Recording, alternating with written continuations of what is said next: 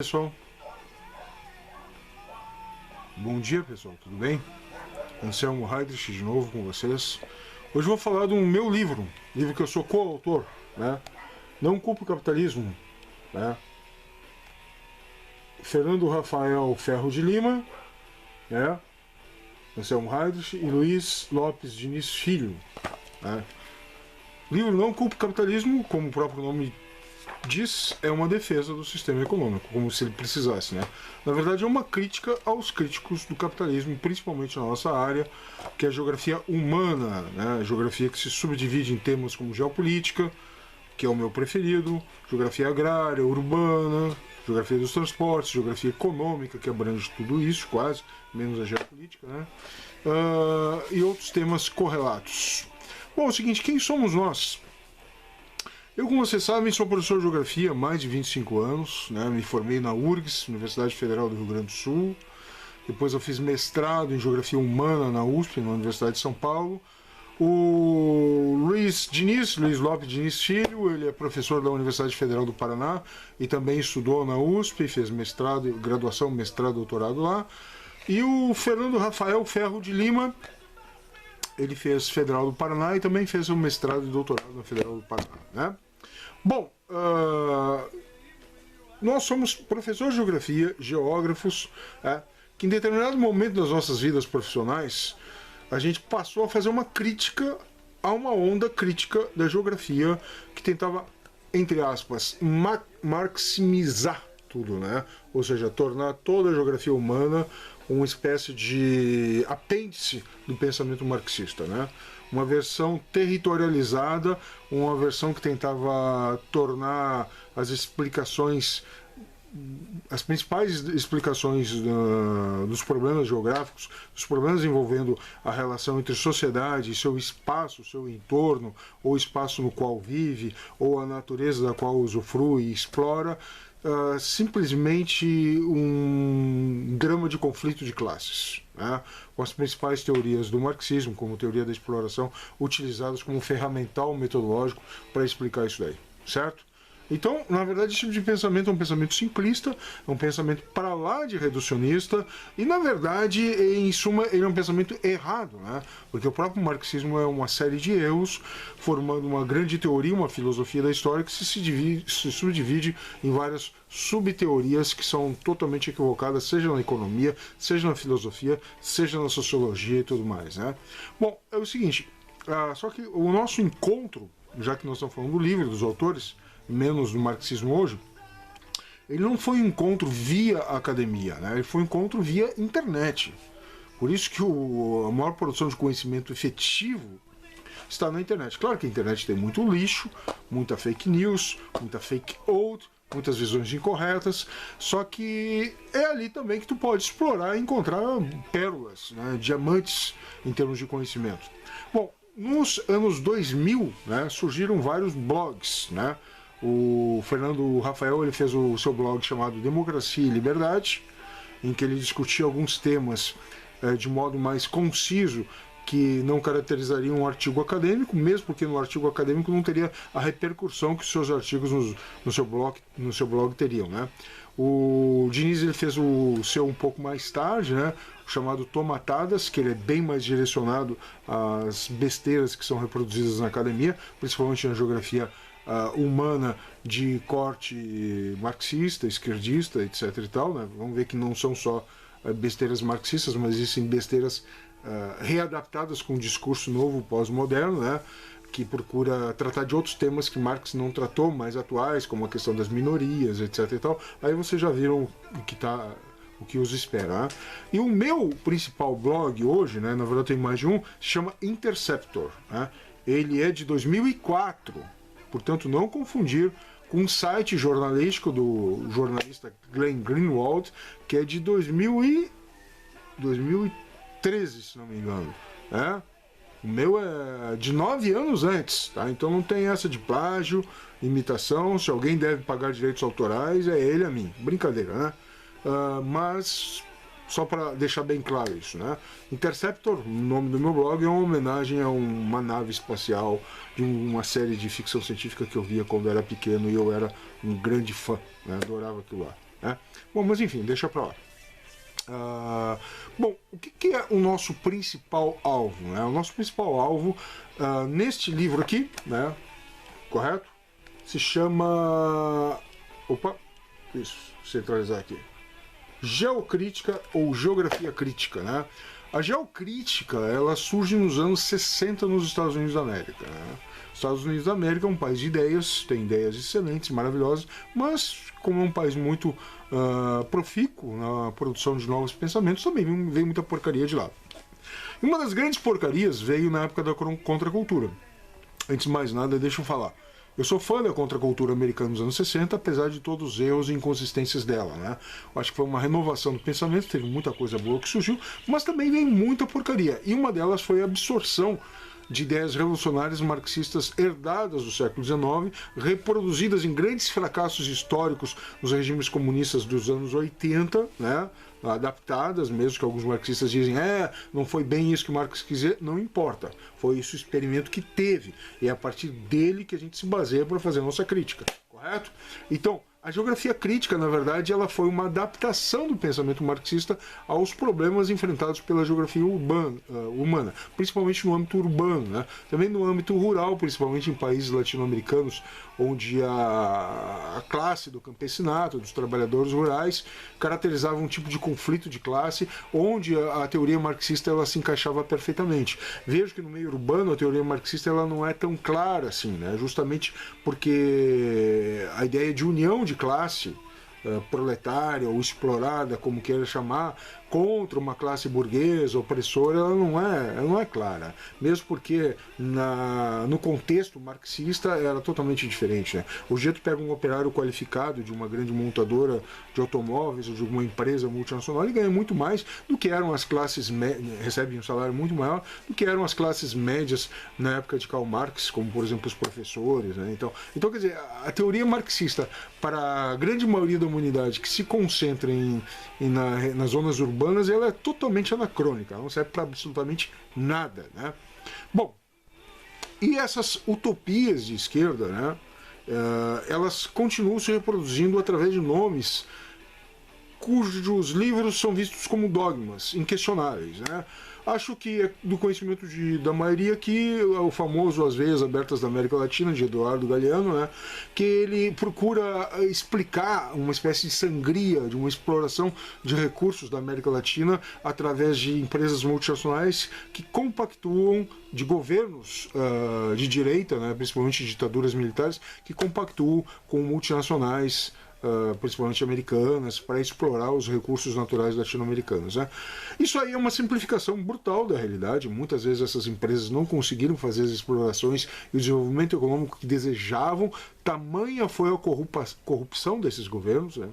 A usurpação e aí sim, de recursos nacionais, de recursos da sociedade, uma casta econômica, burocrática, não formada só por elites militares, mas por elites tecnocratas desses países, que simplesmente travavam o desenvolvimento e impediam a competição com outras empresas, criando uma espécie de conluio entre governos, principalmente na América Latina, com algumas empresas estrangeiras. Isso aí é algo totalmente longe do ideário liberal do capitalismo de competição e concorrência, né?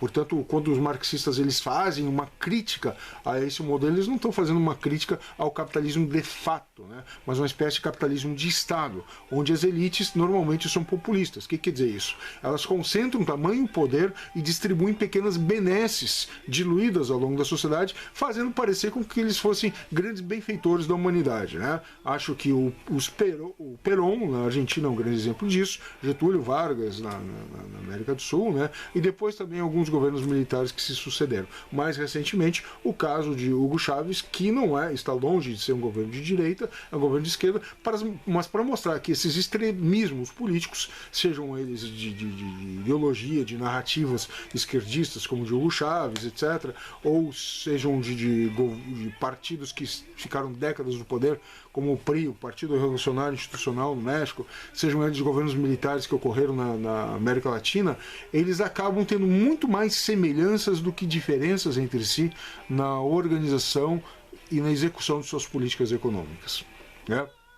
Bom, as teorias críticas, chamadas críticas, né, e a geografia crítica particularmente, e também na história, mas já estamos falando de geografia, elas são incapazes de ver isso. Elas são incapazes de ver isso, porque elas não conseguem encaixar essa realidade complexa, diversificada, dentro de uma teoria simplista marxista, né?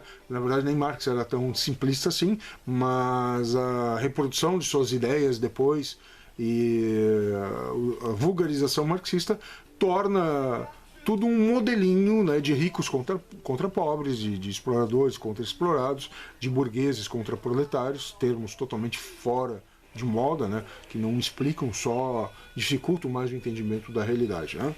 Bom, então dessas utopias marxistas, né, tu tem um grande nome da geografia brasileira, que na verdade geógrafo ele tem muito pouco, chamado Milton Santos, que tem livros que repetem dogmas quase sem comprovação empírica. Às vezes ele pega uma estatística, uma série estatística lá e interpreta o que quer dela, né, sem relação causal entre o dado que ele está analisando e aquilo que ele usa como fundamento teórico. Né? Então o Milton Santos é um cara que particularmente nós vamos falar muito daqui para frente, procurando textos dele mostrando como eles são totalmente incorretos do ponto de vista teórico, metodológico, né? Mas, para não ficar nesse nome, especificamente nesse vídeo, a gente vai fazer só um apanhado geral da geografia crítica, né? E a geografia crítica, ela usa e abusa dessa teoria da exploração marxista, né? Que é uma teoria da exploração falha, né?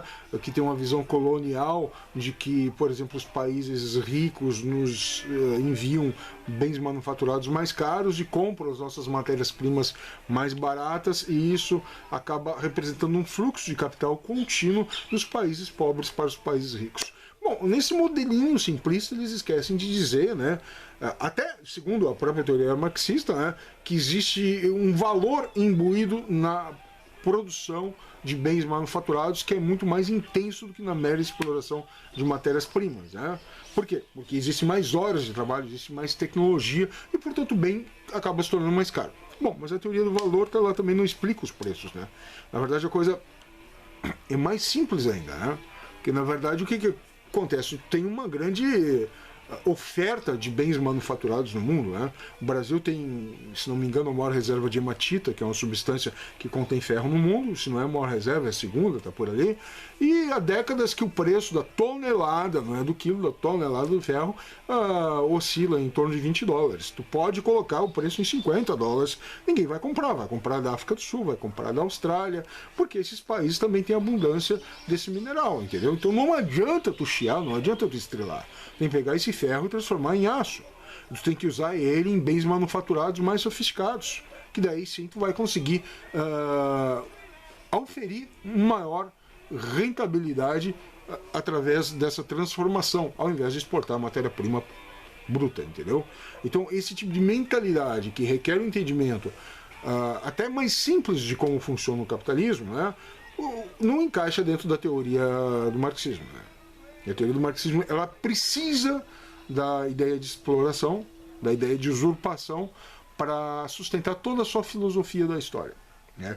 E essa filosofia da história marxista ela tem um conceito-chave, que é o conceito de dialética marxista, né? Que não é dialética dos gregos, a dialética mesmo de filósofos alemães, que era no campo das ideias, no campo do entendimento, no campo do debate, no campo da discussão. Não. A dialética, a deturpação do termo dialética por Marx, por Karl Marx, na verdade, é a tentativa de usar esse termo para explicar um mecanismo na sociedade.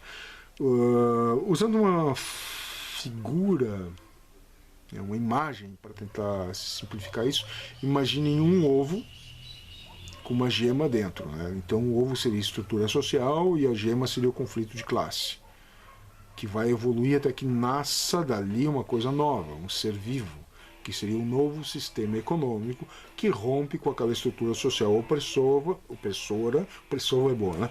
Opressora, que era o ovo, que era o invólucro, ele rompe com aquela estrutura social e surge dali um novo modo de produção, que pode chamar de comunismo, socialismo, como um estágio intermediário até o capitalismo, até o comunismo, né? Então, a ideia da dialética marxista é isso, né? Tu tem um conflito imanente na sociedade que rompe com a estrutura social como ela está dada, criando um novo modo de convivência entre os homens, né? Que Marx chamava de modo de produção, né? Daí seria o comunismo. Mais tarde ele relativizou isso, dizendo que precisava de um estágio intermediário, que seria o socialismo. Enfim, é basicamente isso que está na cabeça dos geógrafos. Então, quando eles veem um conflito, mesmo que temporário e não fundamentador da evolução da história, um conflito de sindicato com um sindicato de operários com um sindicato patronal, eles procuram enxergar aí algo essencial para entender o sistema e que vai moldar a evolução dele. Entendeu? Então eles são geógrafos militantes, porque eles querem que a sociedade se transforme dessa forma. Ou seja, ao invés de partir da realidade, tentar entendê-la, até para sugerir depois novas políticas de acordo com o seu ideário, não. Eles já procuram ver nos dados da realidade a própria transformação que eles desejam que ocorra. Isso, na verdade, nada mais é do que um pesquisador militante, que já deixou a ciência de lado, sei lá, se é que um dia ele entendeu há muito tempo. Né? Isso numa escala urbana, numa escala fabril, né? Depois ele tenta transformar isso para uma escala regional, continental, depois para uma escala mundial, e que os geógrafos humanos chamam de sistema mundo. Ou seja, o sistema mundo procura abarcar todos os problemas. Então tu pega lá o problema do Islã, religiões, conflitos entre seitas, entre grupos de xiitas e sunitas, tu pega lá o problema com o Partido Comunista na China, os independentismos regionais no Tibete, na Mongólia Interior, tu pega lá a histórica repressão que existe na Federação Russa, tu pega os conflitos nacionalistas dos Balcãs, tu pega as guerras tribais na África, tudo isso tu tenta encaixar dentro de uma macro-teoria de sistema mundo que procura explicar a humanidade pela teoria da exploração marxista. Ou seja, é muito reducionismo, que na verdade é uma forma de burrice, entendeu? E o Milton Santos, já que comentamos sobre ele pegava o termo globalização, se tornou muito recorrente na mídia nos anos 90, né, por causa da abertura mundial dos mercados, e ele usava neologismos. Então ele era muito bom em neologismos, em criar novas palavras para resumir ideias que existiam só no preconceito dele, né, porque, como eu disse, ele rejeitava a ideia de analisar a realidade a partir da base empírica. Então, por exemplo, ele usava expressões como globalitário, para unir a ideia de globalização como se ela fosse resultante de um totalitarismo. Meu Deus, totalitarismo, ou seja, o autoritarismo inscrito nas próprias regras da sociedade, onde se limitava ao máximo a liberdade de expressão, era coisa dos nazistas, era coisa dos comunistas, que o pessoal da esquerda universitária, seja na história, nas ciências sociais, na geografia, onde quer que seja, eles procuram simplesmente ignorar isso daí, né? Simplesmente ignorar, né? Enfim, daí nós temos, para botar um fim nesse vídeo, senão vai ficar 20 minutos, nós temos a Associação dos Geógrafos Brasileiros, a AGB, né? Que desde a derrubada do Muro de Berlim, o Diniz analisa muito isso nesse livro, né? Ela simplesmente readaptou a sua narrativa. Então, em vez de usar os termos clássicos do marxismo, ela usa outros termos mais atuais da esquerda reciclada da Europa. Então fala sobre minorias, fala sobre a questão dos imigrantes, sobre a questão dos negros, sobre a questão da discriminação, mas procura inserir todos esses problemas de adaptação social dentro de um discurso de conflito de classe. Só que não usa o termo classe. Entendeu? Qual é a jogada? A mentalidade ainda é marxista, embora a terminologia seja outra. É uma forma de enganar os bobos, né? Falou? Então vou encerrar por aqui, já vai dar para os 19 minutos. Eu espero fazer muitos vídeos para falar desse fabuloso livro. Eu vou colocar o link para sua compra, que tem na Amazon e no site Lulu, né? Se chama isso mesmo, lulu.com. Como comprar esse livro aqui na versão e-book, e tem também a versão impressa, se vocês quiserem. Falou? Um abraço aí e continuamos depois com esses assuntos. Tchau.